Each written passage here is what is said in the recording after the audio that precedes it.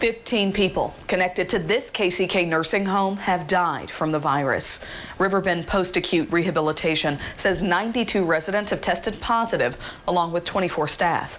Ridiculous, absurd, and totally irresponsible. That's how one Metro man characterizes the nursing home's release of his father 2 days before his death from COVID-19. As 41 Action News investigator Andy Alcock reports, now that man and his wife also have the virus.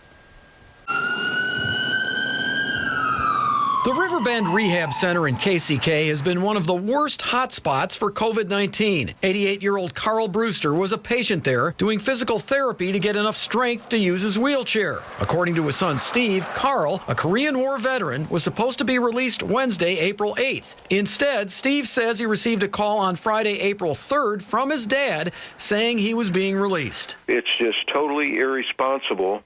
I mean, they let him come home with, a chronic cough, and, essentially he died 48 hours later. On the day of his release, Steve said his father waited alone in a hallway for 5 hours before Carl called Steve to pick him up. Steve said Riverbend never called and didn't test his dad for COVID-19 despite an outbreak at the facility. I think they should have tested every single patient and absolutely tested anyone they were going to turn back home. Only after Carl died on Sunday, April 5th, and after a published report about it, Steve said Riverbend had a conference call with him, which included Director Corey Schulte and others from the facility. Steve says they all chimed in and said Carl didn't have any symptoms when they sent him home. But Steve insists Carl wouldn't stop coughing the whole ride home from Riverbend and the 2 remaining days of his life. To me, it was absurd what they were saying, knowing what he was like when I picked him up. Do you think they're trying to protect themselves from a lawsuit? Well, I never threatened any kind of lawsuit. I haven't talked to any legal people or anything.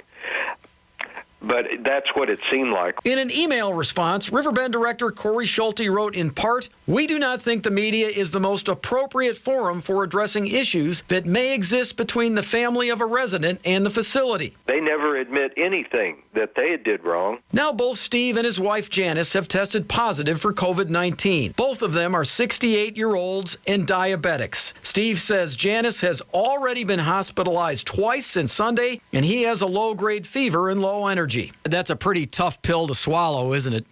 Yes, it is. Steve is hoping he and Janice can get better so they can visit with their children and grandchildren next month. I'm investigator Andy Alcock, 41 Action News.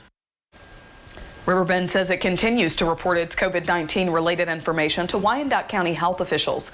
Meanwhile, Steve has one piece of advice for the community.